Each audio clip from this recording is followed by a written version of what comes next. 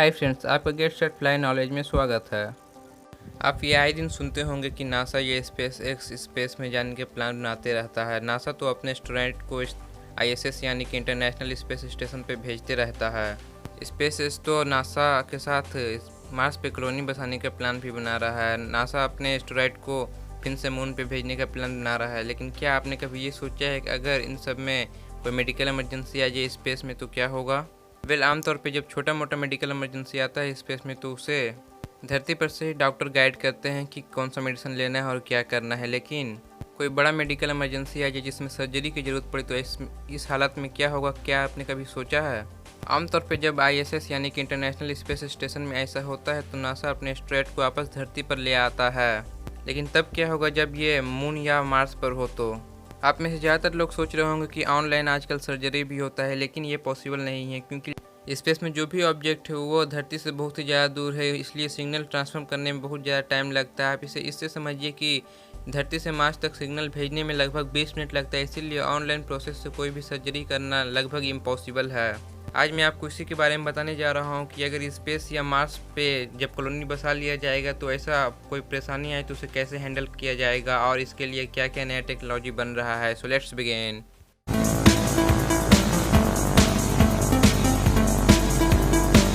हाल ही का एक ताज़ा रिपोर्ट है इससे रिलेटेड। स्पेस में एक एस्ट्रोनॉट को लाइफ थ्रेटनिंग ब्लड क्लॉट हो गया था गर्दन में, जिसके लिए उस एस्ट्रोनॉट को सर्जरी का ज़रूरत पड़ने वाला था। लेकिन क्योंकि वो एस्ट्रोनॉट स्पेस में था इसलिए ये पॉसिबल नहीं था, इसीलिए इसे मेडिसिन से ही ट्रीट किया गया डॉक्टरों द्वारा। लेकिन ये बहुत ही ज़्यादा खतरनाक था क्योंकि ऐसे हालात में तुरंत ही सर्जरी की ज़रूरत पड़ता है, लेकिन वो स्पेस में था इसलिए पॉसिबल नहीं ये हो पाया। इसलिए साइंटिस्ट और रिसर्चर्स अलग अलग तरीका ढूंढ रहे हैं स्पेस में सर्जरी के लिए।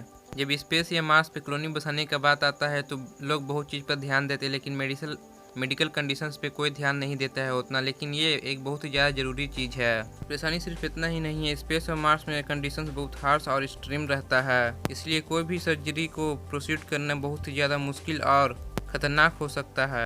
पास्ट में हुए बहुत सारे रिसर्च से हमें ये पता चला है कि स्पेस में ट्रैवल करने की वजह से एस्ट्रोनॉट्स का बॉडी कंडीशंस बिगड़ जाता है। उसके सेल्स के ब्लड और प्रेशर रेगुलेशन और हार्ट बीट्स ये सब एबनॉर्मल हो जाता है, डिफरेंट तरीके से काम करने लगता है। और यहाँ तक कि स्पेस में रहने की वजह से एस्ट्रोनॉट्स का ब्लड प्रेशर भी एबनॉर्मल हो जाता है, हड्डियाँ और मसल्स भी वीक हो जाते हैं, इसीलिए स्पेस में सर्जरी करना लगभग इम्पॉसिबल हो जाता है। स्पेस में वो एक बंद चैम्बर में रहते हैं, इसीलिए इन्फेक्शन होने का डर भी बहुत ज़्यादा बढ़ जाता है। इसलिए जब कोई सर्जरी या इंजरी की बात आता है तो एस्ट्रोनॉट पहले से ही फिजिकल डिसएडवांटेज में रहता है। किसी भी मेडिकल परेशानी से बचने के लिए जब एस्ट्रोनॉट को स्पेस में भेजा जाता है उससे पहले ही एक्सटेंसिवली उसका स्क्रीनिंग किया जाता है, फुल हेल्थ चेकअप किया जाता है ताकि स्पेस में कोई भी प्रॉब्लम नहीं आए। लेकिन सर्जरी का ज़रूरत किसी भी एस्ट्रोनॉट को पड़ सकता है क्योंकि स्पेस का एनवायरनमेंट बहुत ही हार्श और एक्सट्रीम रहता है, इसीलिए इस पर रिसर्च किया जा रहा है और नए नए तरीके ढूंढा जा रहा है। लेकिन स्पेस में सर्जरी करने के सिर्फ इतना ही परेशानी नहीं है। मान लीजिए कि हुआ एक अच्छा खासा डॉक्टर भी है और उसके पास सभी इक्विपमेंट भी है, लेकिन फिर भी स्पेस में ग्रेविटी ना होने के कारण भी बहुत ज़्यादा परेशानी आएगा। धरती पर ग्रेविटी है, इसीलिए जब ऑपरेशन किया जाता है तो सभी ऑर्गन एक दूसरे से चिपका हुआ रहता है और नीचे की तरफ धंसा हुआ रहता है। लेकिन स्पेस में ग्रेविटी ना होने के कारण सभी ऑर्गन हवा में फ्लोट करने लगेगा। हमारे शरीर में जो खून है वो भी स्पेस में ग्रेविटी न होने के कारण हवा में फ्लोट करने लगेगा। ये एक बहुत ही बड़ा परेशानी है। इस सभी परेशानी से निपटने के लिए भी अनेक टेक्नोलॉजी को विकसित किया जा रहा है, जैसे कि मैग्नेटाइजिंग सर्जिकल टूल्स जो कि टेबल से चिपके रहेंगे और हवा में फ्लोट नहीं करेंगे जीरो ग्रेविटी में। इसके बाद भी अगर ज़्यादा बड़ा ओपन सर्जरी होगा तो सभी ऑर्गन हवा में फ्लोट करने लगेंगे।